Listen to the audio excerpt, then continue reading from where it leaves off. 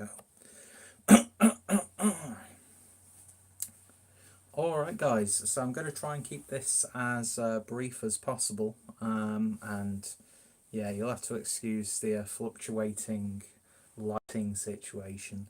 Um, Still don't know why I can't keep the AE exposure locked onto something, but whatever, that's not important.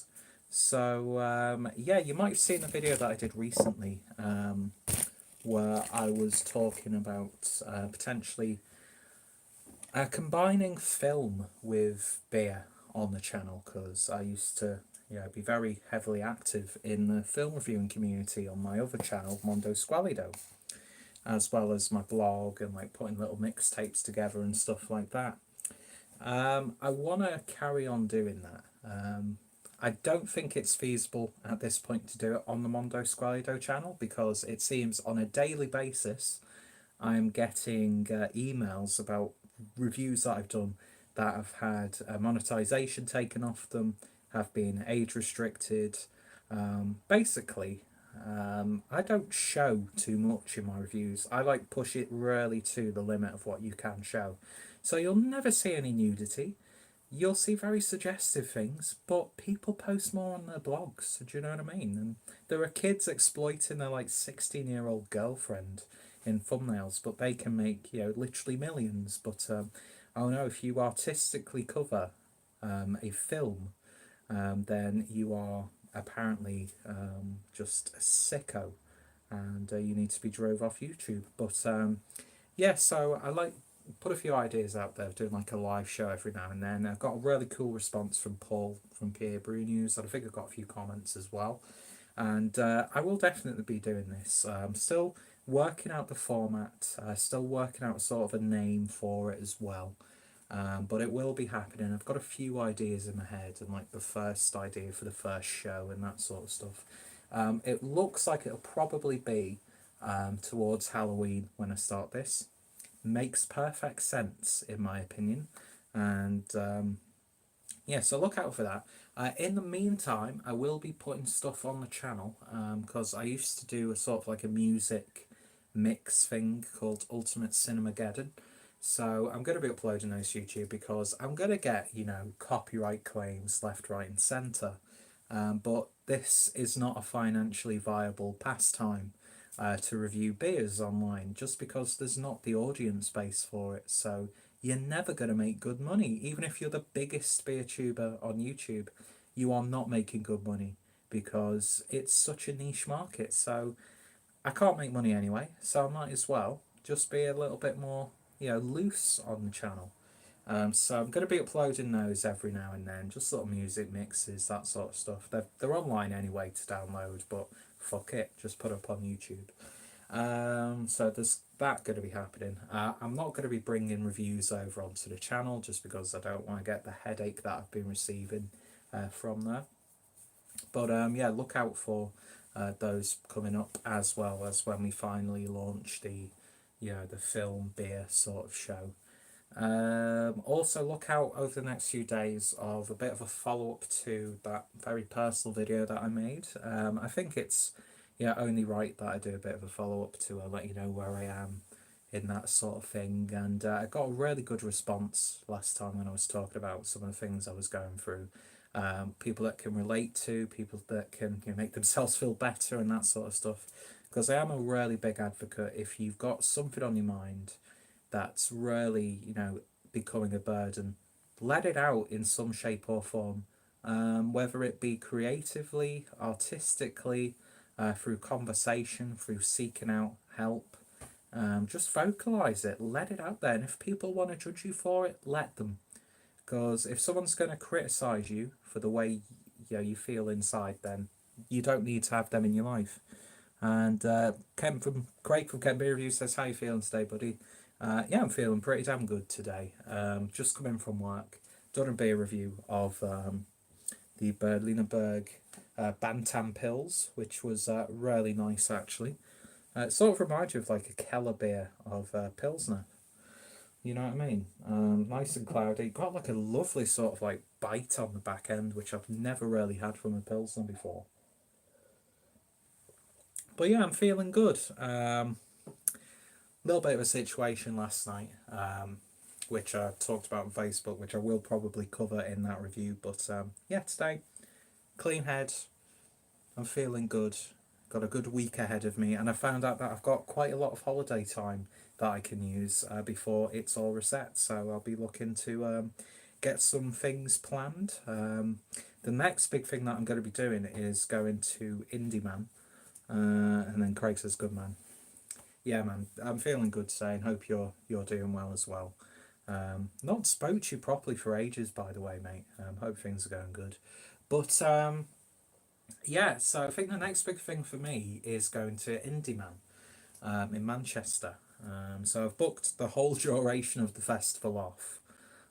So I won't be going to Manchester every day, but I know Ply are doing a Oktoberfest sort of thing where they're doing a pizza with bratwurst and caramelized onions, which just sounds absolutely delicious, as well as having some nice traditional Oktoberfest beers on keg, including some beers from Augustina. So I'm hoping, fingers crossed, that they've got the Augustina Oktoberfest beer, because good luck finding that in the UK. You know how hard it is for importers to get Augustina anyway. Most of the stuff we get here isn't 100% legitimate, although I think now they're starting to be a little bit more lax, because you can now get kegs of Augustina Helles, and it's like,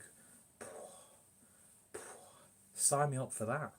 So yeah, fingers crossed they've got that, but I know I'll have a good Oktoberfest beer to go with my Oktoberfest themed pizza. So I might actually plan a day trip to Manchester soon on a day off. I don't know. We shall see. So yeah, there's going to be things happening, which is always a good thing. So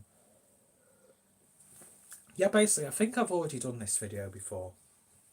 Where I've looking through some of my film collection, and I thought it'd be a nice little taster to get a few of these sort of themed videos out there, to get, just to ease people into the transition of actually incorporating film into the channel. Even though, like I said, it won't become a focal point of the channel. It's always got to be beer, beer, beer, beer. I sort of made the mistake of uploading beer reviews on the film channel, which I think did alienate a few viewers. Also, the Vlogmas that I didn't really help things. Um, but yeah, so it won't become like, oh, this is a week of film reviews now. It won't be anything like that. It's just every now and then I'll host a little get together. Still don't know if I'm going to be doing it live, or if I'll just do like a Google Hangout, download it, and then edit it, and that sort of stuff. So we shall see. We shall see, ladies and gentlemen. But yeah, already getting a dry throat now. So let's have a little sip. That's lovely stuff. It really, really is. So yeah, this is excuse me. This is my Italian film collection, and I apologise if when you're watching this the video's mirrored. It can't be helped, apparently, unless I was to film it on the other camera. But then, how am I going to see myself? I need to get a monitor set up or something like that. Maybe we'll do that in the future. So yeah, not going to go into too much detail about these films, mainly because there is quite a fair bit to get through. And for any of the purists out there, I am missing a lot of Fulci stuff. I am missing a lot of Argento stuff. There was a hell of a lot of stuff that I sold the past few years, like the basic go-to, like Zombie Flesh Eaters and the House by the Cemetery, The Beyond, those sorts of like classic quintessential Italian horror slash thriller films, as well as some other bigger ones. But I am slowly in the process of building up the collection once again. And yeah, I've not actually watched films for quite a while for some strange reason. Just never been in the mood to sit down and watch a film. So it's kickstarted me into getting back into watching films again, because there are so many films that I need to revisit, which will be like going to them with fresh eyes. So I'm doing this for me, as well as hopefully getting some interesting content out there. So let's get things started with a bit of Tinto Brass sleazy goodness. Probably one of the biggest catastrophe shit shows of all time, but I'm so thankful for it. And that would be Caligula. Yeah, what can I say about this film? Stellar cast: Helen Mirren. You've got Malcolm McDowell, Peter O'Toole, Teresa Ann Savoy. Not sure, I forgot who she is now. I don't know. But yeah, some big names and lots of big phalluses and lots of actual hardcore material. Because I think it was Bob Guccione from Playboy. No, not Playboy. Was it Playboy or was he Penthouse? I can't remember. But he was like a producer on it and he was very, flamboyant and very sexual. So a lot of his influence got into the film, much to the chagrin of some people involved. But yeah, it's a big epic. It's a shit show. It's trashy as hell, but it is an absolutely wonderful film. And this is the 3 disc box set from Image Entertainment in the US. Arrow did a really nice version of this as well, but I just love the artwork on this. It's absolutely fantastic. And for those who have seen it, butter and fists, ladies and gentlemen. That's all you need to know. So going on the completely other end of the spectrum to one of my favourite films, another one of my favourite films, and that would be Cinema Paradiso. What have we got here? 1979. I believe so. I believe Caligula was 1979. A lot of my useless trivia has gone in relation to films, but yeah, so Cinema Paradiso, a very personal film for me, mainly because of the relationship between the young boy and the old man. It sort of reminds me, without getting too soppy, of my relationship with my granddad. So there was like it was actually quite more emotional than I would have expected it to be. Plus, beautiful score from Ennio Morricone, who recently announced that he's not going to be scoring any films. Now, I didn't realise he was still active in that regard. I know he's still doing tours and still doing stuff like that, which I'd love to see Ennio Morricone in concert, and hopefully I can do that because he's getting on now, surely. But yeah, Cinema Paradiso, this is the 4 disc set from Arrow, and includes the beautiful score from Ennio Morricone. And it's one of those, if you love the art of film, it's a film you have to watch. It's a film lover's film. Do you know what I mean? Then we're going for some nice trash with the Mondo film Libido Mania, directed by one of my favourites, Bruno Mattei. So politically incorrect. A little bit racist as well, but those were the sensationalist attitudes of the day. And yeah, a little bit of graphic content. And when I found out they were doing a legitimate release of this film, I was like, fuck it, it's cost me £40, but I'm going to buy it anyway because it's one of my favourite films. People always cite Mondo Carne and those sorts of films, but this to me, it just hits the nail on the head. I am very much due a revisit of that one. Caligula was produced by Penthouse. There we go, Penthouse. One of the big boys. Then we've got La Settima Donna, which is Last House on the Beach. Of course, cashing in on the success and notoriety of Last House on the Left, by name only. Yeah, starring Ray Lovelock and Florinda Balkan. This is a lovely German disc, which also includes the soundtrack from Roberto Prodagio. I think that's how you pronounce his name. But yeah, lovely trashy film. I only watched it once though, so I'm very much in need of a revisit. But the score is fantastic, as most 70s films in general. Do you know what I mean? Then we've got probably my favourite crime film of all time by Umberto Lenzi, starring Thomas Milian, Maurizio Merli and John Saxon, and that's The Cynic, the Rat and the Fist. I can watch this film countless times. It's just amazing. It really, really is. Maurizio Merli is the man, and going up against the likes of Thomas Milian and John Saxon, how can you say no? And again, beautiful score from Franco Michelazzi, I think it is. A Run Into the Airport is one of the best songs to ever grace cinema. Then we've got What Have They Done to Our Daughters? Is that? Can't remember. Or the German title of Der Tod trägt schwarzes Leder. But yeah, look at that artwork. It's like punk zine almost. But yeah, another trashy film, although it's not the uncut version. I did sacrifice that just for the packaging. Look at that, very questionable. Part of the Schoolgirl trilogy by, I always forget the director's name. Let me see.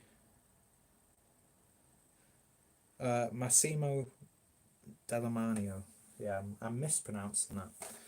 Apologies to the purists out there for my butchering of the Italian language. Then we've got one of my all-time favourite films, one of the bleakest films you will ever see, and that is Salò, or the 120 Days of Sodom. This is absolutely gorgeous Criterion release, of course directed by Pier Paolo Pasolini. Yeah, this is one of those films that still gets discussed by people in the world of theatre, journalists, film critics, professors. Yeah, obviously adapted from 120 Days of Sodom by Dessard, but put in a sort of a World War II setting, and it really works. Yeah, a very cruel and unforgiving film with loads of isolation, but at the same time it's beautiful. It really, really is. Not for the faint of heart, I would say, but yeah, I've got that on Blu-ray as well from the BFI, which I forgot to bring down, but oh well. Then we've got two box sets from, well, the Fernando Di Leo collection, Volume 1 and 2, which includes Caliber 9, The Italian Connection, The Boss and Rulers of the City, and then we've also got Naked Violence, Shoot First, Die Later, and The Kidnap Syndicate, of course, from Fernando Di Leo, one of the true godfathers of Italian crime. Just great films. They really, really are. A must see for people wanting to get into the Polizio Tesci genre. Yeah, they range from being trashy, adrenaline filled, to really quite politically and socially scathing, which is really interesting. Of course, you get something out of these films each time you watch them, because a lot of them do have really quite strong and powerful messages, disguised, by action, gore, blood, sleaze, and you name it. There's the Blu-ray release of Salò with a very questionable cover, but yeah, I had to have both of them because you get slightly different features, and I think the BFI release includes the material not on the Criterion release, which is basically them talking about Nazis. So they decide to cut that from the film.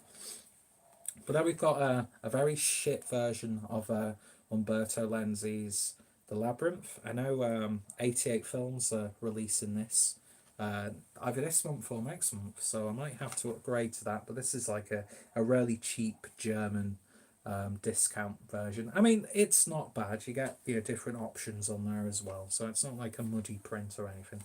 But at the same time, with films like these, why do you need them to be restored in like 4K Ultra HD? Do you know what I mean? It's like, how can I put this? It's like sex with a condom. Sure, you can do it. Sure, it can sometimes be beneficial, but it doesn't always necessarily mean it's right. Do you know what I mean? And sometimes to watch some of these films in terrible prints is a whole lot more fun, in my opinion. But of course, when you get the films like Salò, which have genuine artistic value, you kind of want to see them really nicely presented. But yeah, moving on, some nice trash. We've got SS Girls by Bruno Mattei once again. I'm not the biggest fan of Nazi exploitation. I think it's such a dull genre. One of those. It's like it reminds me of like a school kid who says he hates his mum. It's like, oh, you're just vying for attention. And yeah, even films like Ilsa, She-Wolf of the SS, I'm not that big of a fan of.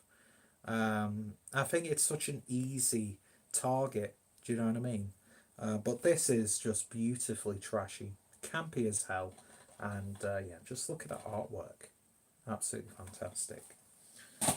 So then we've got more crime with The Violent Professionals by Sergio Martino.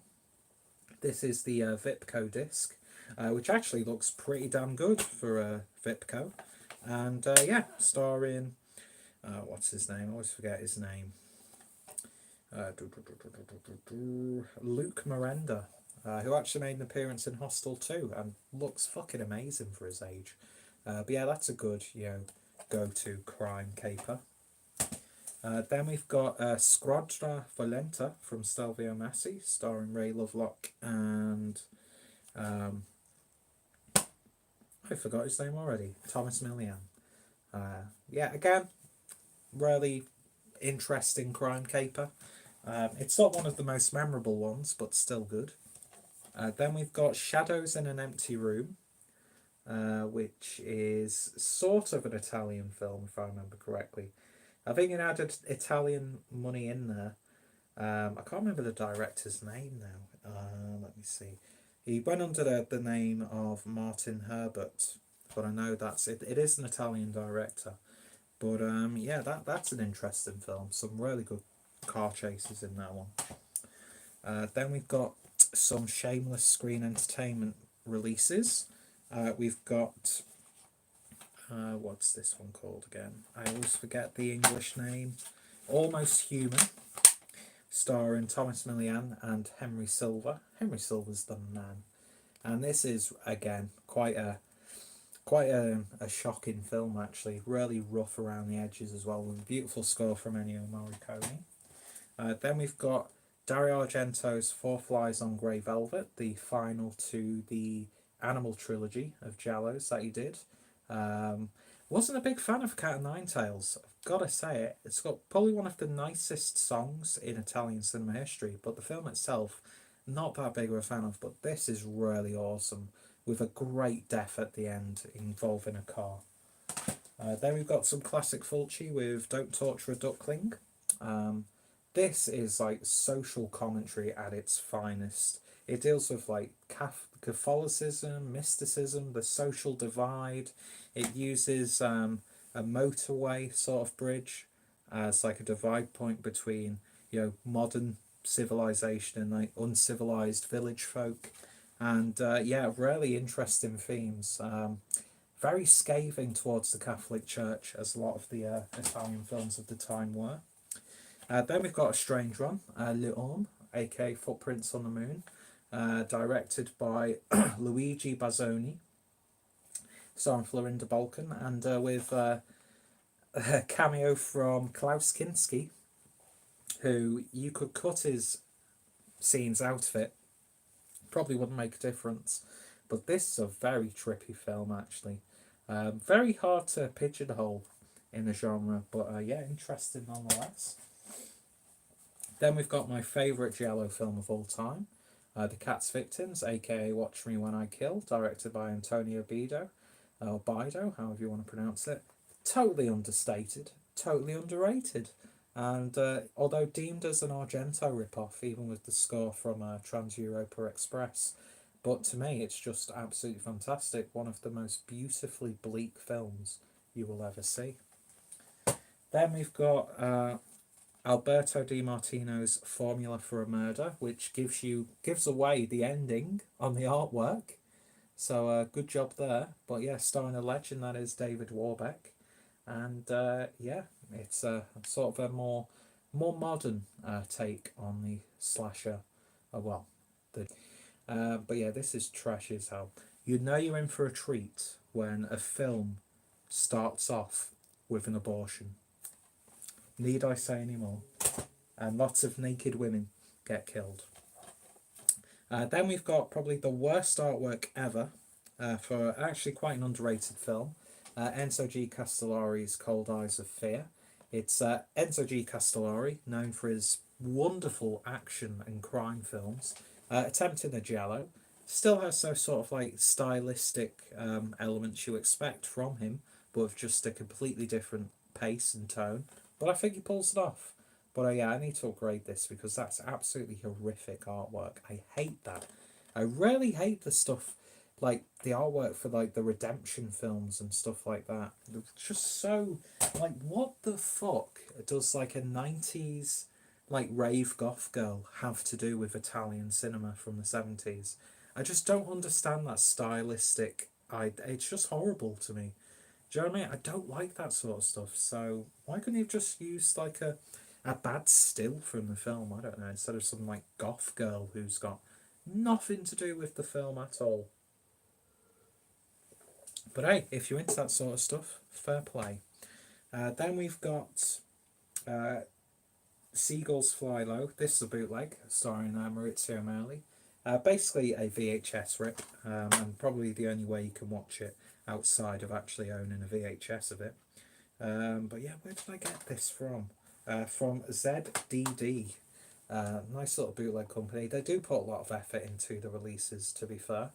But yeah, you get artwork on there, and then you also get artwork on the disc. But they are bootlegs nonetheless. But yeah, I can't remember too much about that one. I need to revisit that. There we've got a classic, and one that Paul will definitely appreciate. We've got Deep Red from Dario Argento.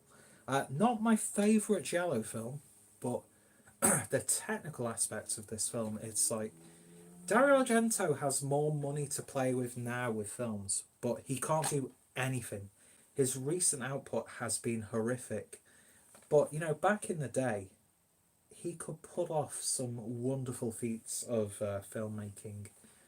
And yeah, this is one of those examples. Plus, the score from Goblin is just pitch perfect. Then we've got a couple of, well, a few box sets from Blue Underground as part of the Midnight Movies series. The first one is the action triple feature, featuring 3 films from Enzo G. Castellari. All of them are perfect. All of them are wonderful.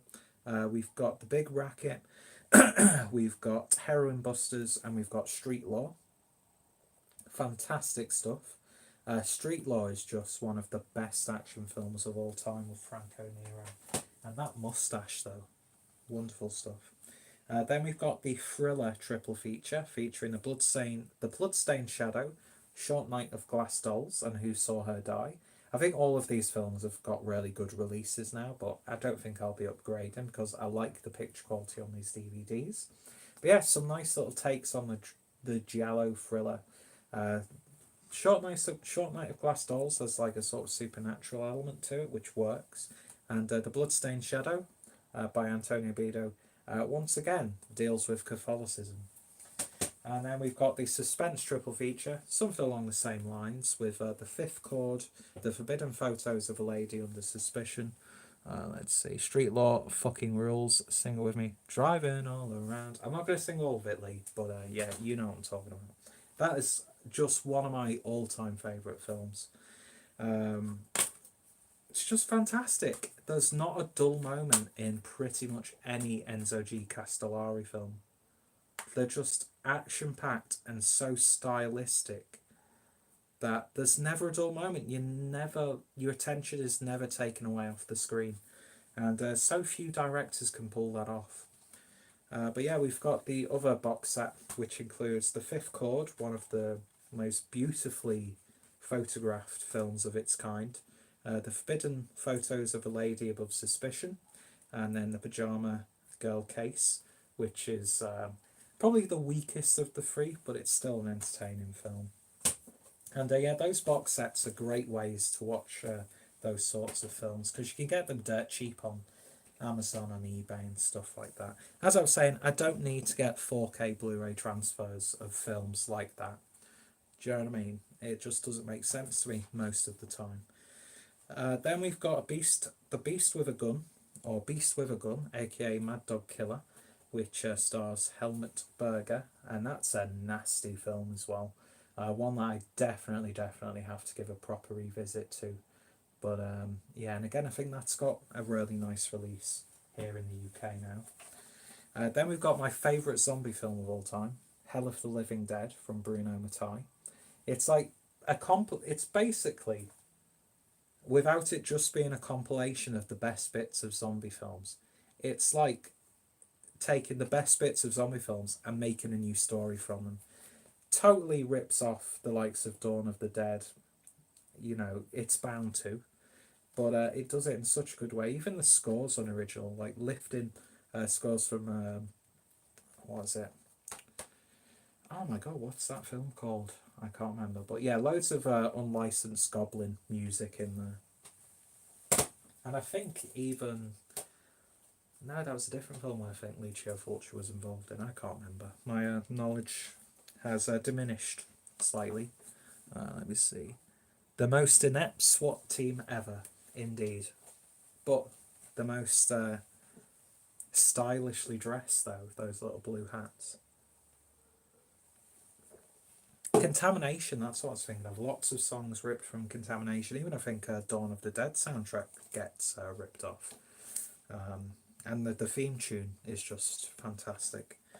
Then we've got Hitchhike, starring Franco Nero, Corin Cleary, and David Hess. This is another sort of mean little film. I think it does go under the radar slightly, although it's getting a lot more praise now with some really nice releases. But yeah, basically Franco Nero and Corin Cleary stars like this bickering couple on the edge of divorce. They pick up David Hess, who's just done a bank robbery, and yeah, the sort of like roles switch during the film. Yeah, Bruno liked to swipe from Goblin's music. Indeed, he did, and he did it well. He did it well. Not the biggest fan of plagiarism, but when it's done right, it's done right. Then we've got Emmanuel in America, directed by the legend that is Joe D'Amato. Trashy as well. If you ever want to see footage of someone wanking off a horse, you can see it. Plus, it's got probably one of the best interpretations of a snuff film that I've seen. Because you see these modern directors doing like sort of snuff stuff, and it's so over the top, so overly stylized, where it's like, if you were going to make a snuff film, you would not put too much effort into it. You would just get down and dirty and just shoot, no matter what the conditions, no matter what the quality, and they really pull it off well with that. Really do. Then we've got Lucio Fulci's Lizard and a Woman's Skin. Yeah, very trippy, psychedelic, giallo, murder mystery. Yeah, very weird in places. Again, not one of my favourites, but it's got some proper standout moments of Fulci gore in there, including some what some would consider upsetting images of dogs, although they're not real, even though I think he had to go to court to prove that they weren't real. But anyway, then we've got two releases from Another World Entertainment. One, another Fulci classic, The New York Ripper. Again, a film that I can go back to time and time again. So mean-spirited, very misogynistic, but very much worth it. And Francesco De Masi has a wonderful score to that one.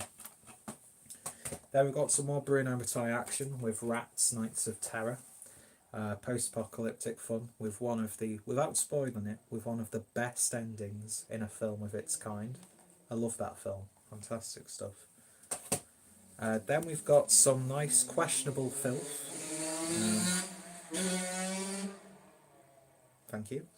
Including, well, the girl in it is supposed to be 16 years old, or even younger, I think, when she does some very questionable things to her uncle in a wheelchair. But yeah, this is Malabimba, the Malicious Whore. I think the name of the film and the artwork pretty much tells you all you need to know. But yeah, that's a good trashy film from... who's that by? I forgot. Never read it properly. I think it's the same guy who did Strip Nude for Your Killer. Let me get that name very quickly before it winds me up. Andrea Bianchi, who, yeah, done some very trashy, exploitative, explicit films. Then we've got one that's technically a Spanish film, although I think it was financed by Spain and Italy. But that's The Living Dead at Manchester Morgue. Classic zombie film. It never goes over the top. It's more about the atmosphere with this one. And yeah, it's fantastic. And I forgot to actually show Paul where they filmed the antique shop, because you could still see that place in Manchester. But then the rest of the film's like filmed in the Peak District or something like that. But yeah, the London accent that the actor dubbing Ray Lovelock has is really quite something to behold in itself. Then we've got probably a Jello that I've not actually watched yet. I've had this DVD for ages, but never got around to watching it. But that is My Dear Killer. Yeah, I don't know why I've just never got around to watching it. It's just one of those things. But it's got a score from Ennio Morricone. And yeah, I think I will be going revisiting most of these films. And what was that comment? Just bear with me 1 second. Oh, there we go.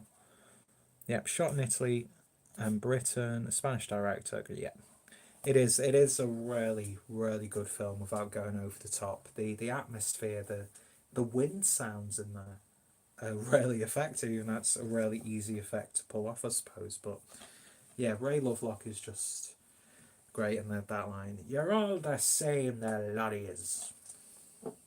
Yeah, Arthur Kennedy was that. What a great film that is. Then we've got some more post-apocalyptic action with 2019, the After the Fall of New York. Yeah, nice trashy stuff. Guy in a headband. What more do you need? So yeah, actually I can't remember too much about any specific details of this film. Well, from what I remember, is it the one where he's got a really cool motorbike which has like a laser on the front or something like that? Yeah, a lot of these films I've not watched for a good few years, so I'm looking forward to having a few marathons. I definitely know what I'm going to be doing on Halloween this year is just a day.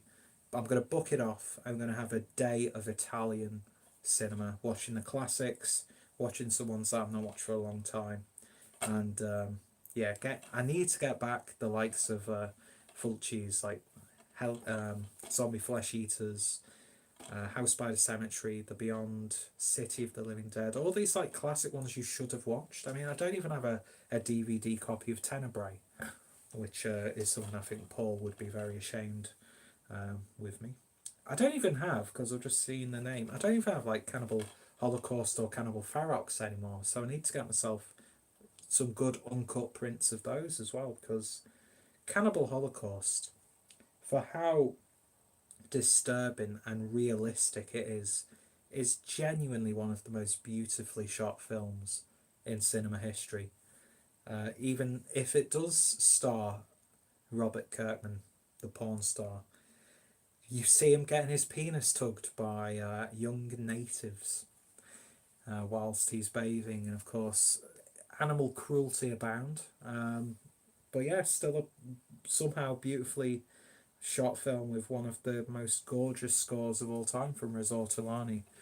Yeah, talk about people thinking that, yeah, definitely. I would have loved to have been involved in that film, having to go to court to prove that we didn't actually kill people.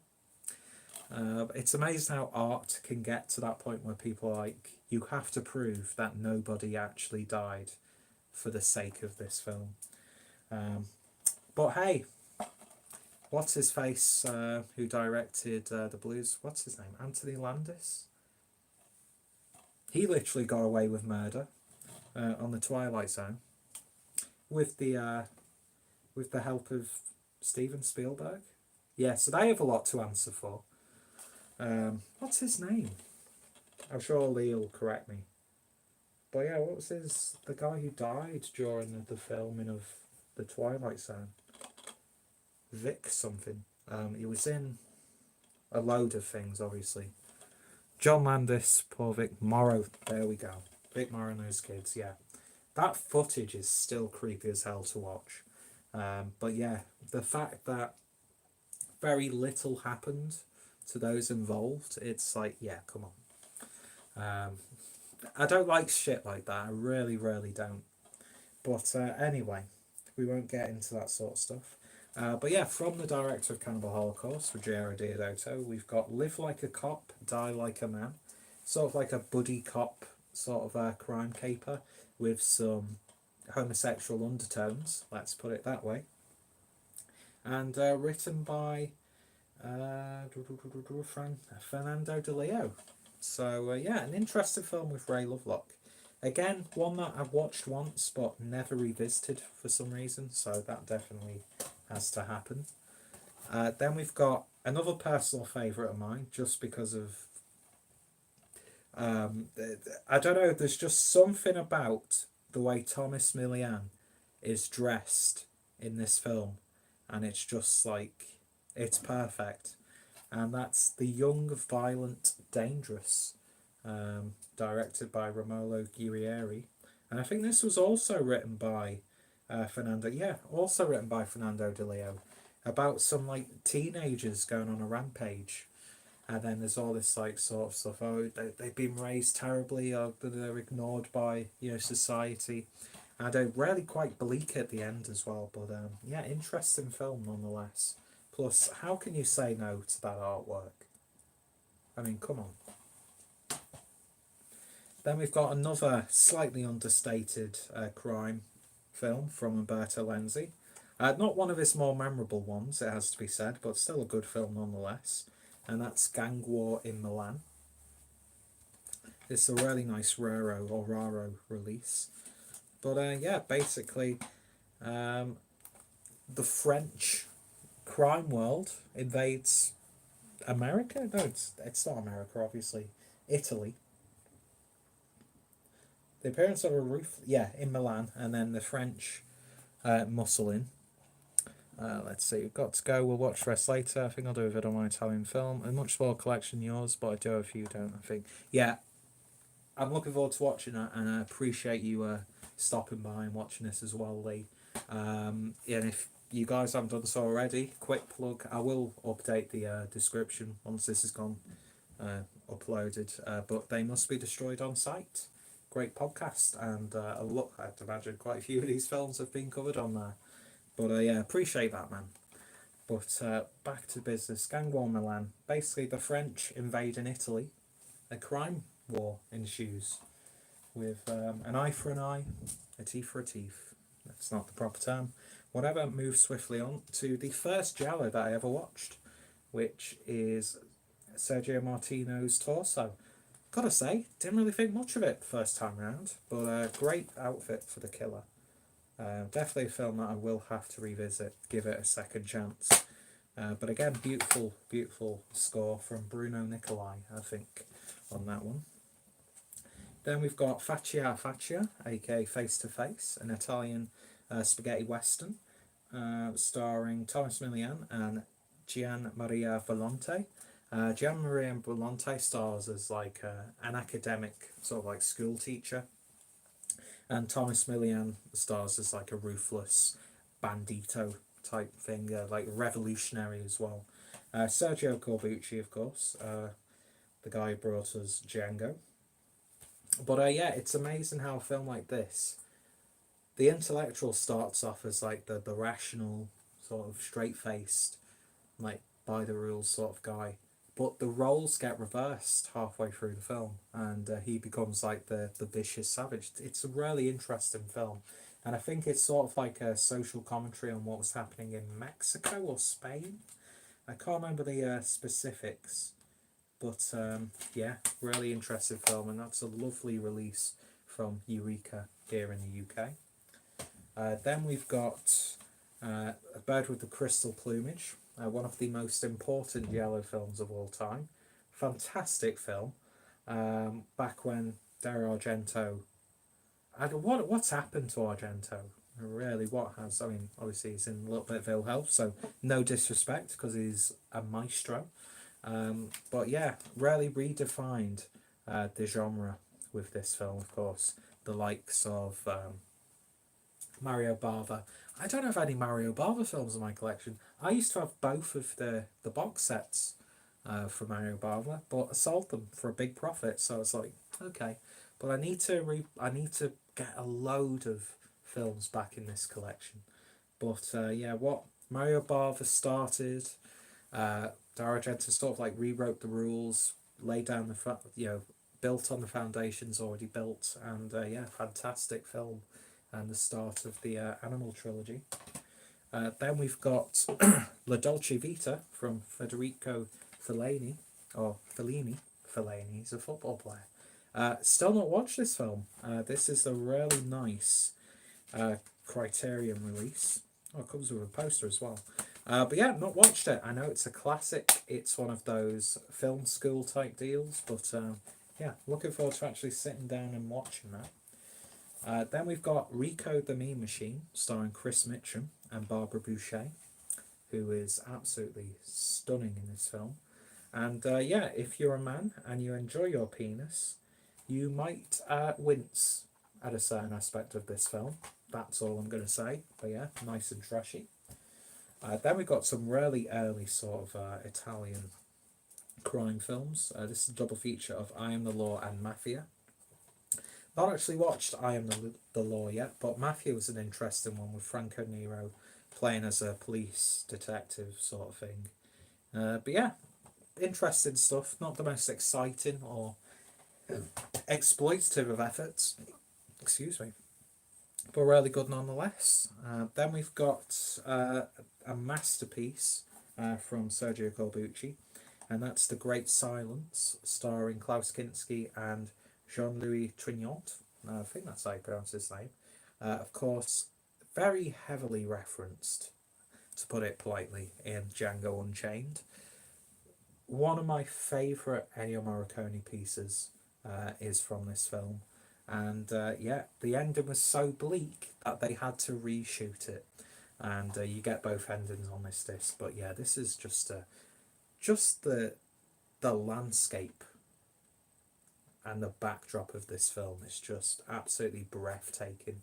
And it actually reminds me of when I was living in Germany and we were visiting the ex-girlfriend's family in Kassel. Because I'd always listen to that one song from the soundtrack and it would instantly remind me of being there. Do you know what I mean? It's one of those weird sort of connections you make, even though there's really no connection at all. But yeah, a real masterpiece of the genre. Then we've got Mario Landi's Giallo a Venezia, aka Violence in Venice. And this is a super limited release, homemade release that I got from a Facebook group.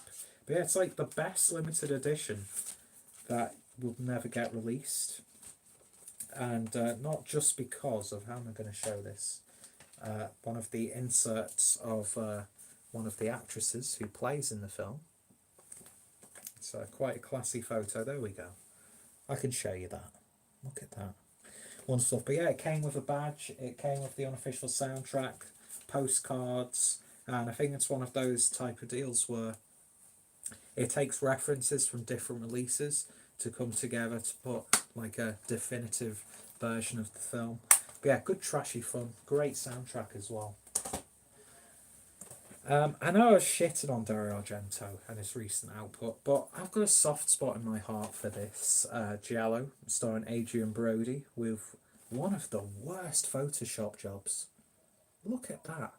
He looks inhuman. He almost looks like he's a vampire or something. He also plays the killer in this with... as if Adrian Brody needed to have a bigger nose. Please don't take that as anti-Semitism. But yeah, trashy as hell, but it still had those glimmers of genius from Argento, in my opinion. Then we've got Fear in the City, starring Maurizio Merli and James Mason, another crime film, Polizio Tashi. My throat's getting really dry now, so I'm very thankful that I'm coming towards the end of these films. It's a damn good beer, by the way. But yeah, good sort of low quality crime caper. Not the most memorable, but still enjoyable nonetheless. And if you wanted to ever get into Italian crime cinema, highly recommend this documentary from Mike Malloy, Eurocrime. It talks about the roots, it talks about the inspirations, the people involved, the films. You're going to be watching this with a notepad, writing down all the films to watch. But yeah, this is like one of the best documentaries about film, in my humble opinion. And it's been getting some really nice releases around Europe. I think even the German release comes with 2 of the films mentioned in it. So I might have to look into that. But yeah, fantastic documentary. Really, really is. There we've got another bootleg of Italian crime, and this time it's for Vultures Over the City, starring Maurizio Merli once again. Yeah, just good Maurizio Merli crime action. Speaking of which, we've got another one starring Merli with Stelvio Massi's Convoy Busters. Yeah, again, really nice action packed from one of the best in the genre. Yeah, just good chases, violence, action. What more do you need? Then we've got a Giallo starring George Hilton and Edward Finish again, directed by Sergio Martino, and that's The Strange Vice of Mrs. Ford.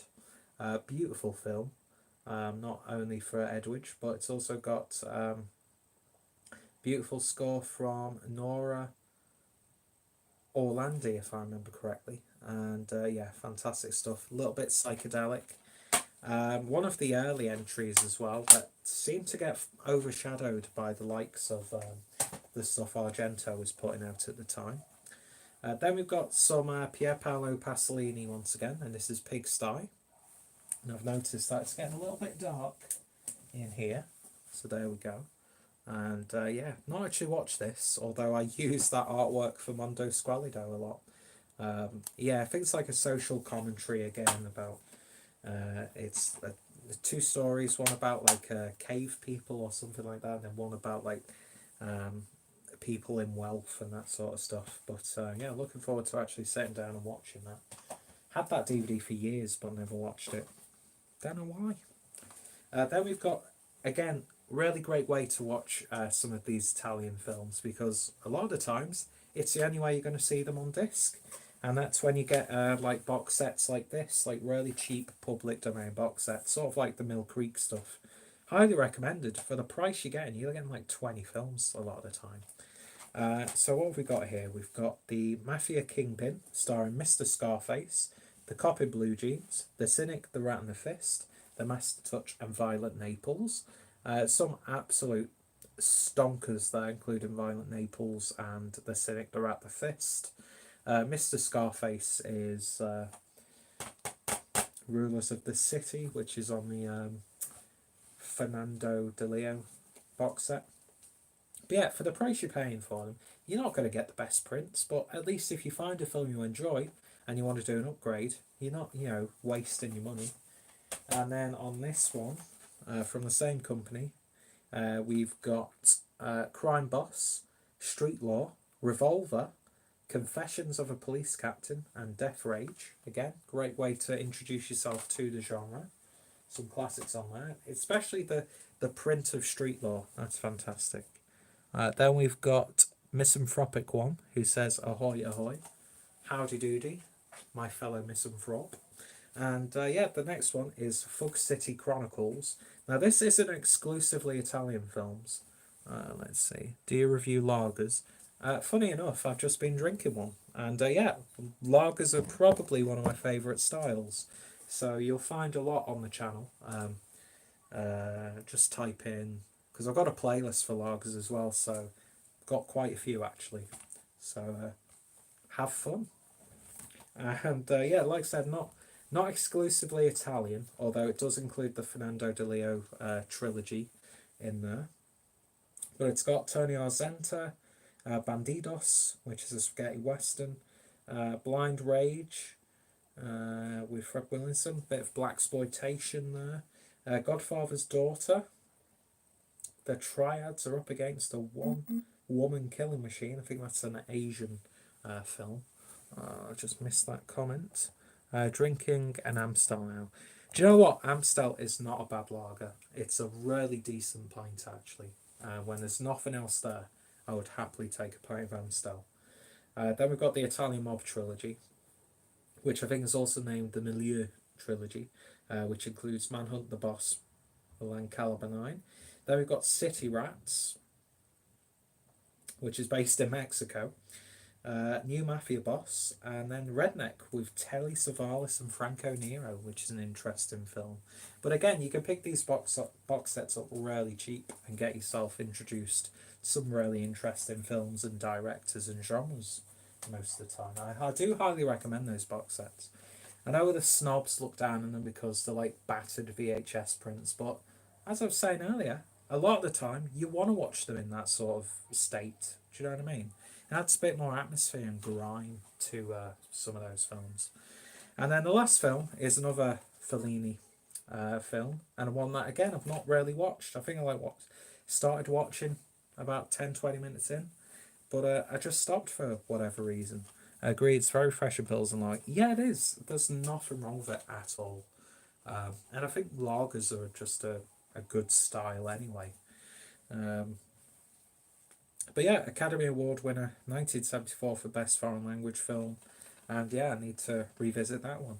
So yeah, that's my Italian film collection. As you clearly saw, there are some notable films that need to be included, and I will rectify that in due course. And yeah, I think I've reviewed a few of those on my film review channel. So if I remember to, I'll put the film review channel down below so you can go check it out, watch the reviews for yourself. And of course, I will be covering probably a lot of those films when I start doing the film related live shows here on YouTube. So yeah, apologies again if the videos you saw were flipped round or mirrored, I should say. But yeah, thank you for everyone who's stood by and watched for nearly an hour. I've been on my feet talking for nearly an hour, and my feet are hurting. I'm hungry. My throat's a little bit coarse. I love Heineken as well. I'm still Simmerton. Yeah, Heineken's a really good beer as well. I've said it. It's a good beer. It's a good lager for what it is. And Craig says, "Cheers, mate. Cheers, my friend. Thank you for sticking around. Of course, thank you to let me see. Thank you to Misanthropic One as well. Of course, thank you to Lee. And looking forward to seeing your video. I'm sure you've got a load that I still need to pick up. But as I said, hopefully going to rectify that over the coming months because I really want to get back into this sort of stuff because it's one of my passions and I've just let it subside for a whole long while. That's not the proper terminology. But yeah, still got a few DVDs in the collection, so if anybody wants to see those, maybe do a sort of chat, then I will happily do that. You're welcome, dude. Anytime, my friend. And yeah, like I said, I have got quite a few lager reviews on the channel, so I'm sure you'll find some interesting ones there. Anyway, thank you for watching. Thank you for sticking with me. Thank you for putting up with the fluctuating like light and exposure.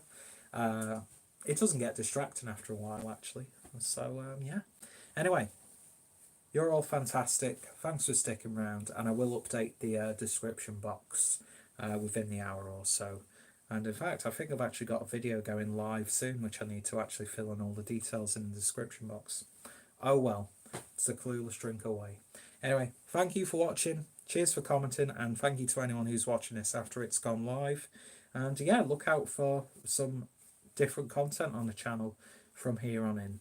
Anyway, cheers, and I'll speak to you later.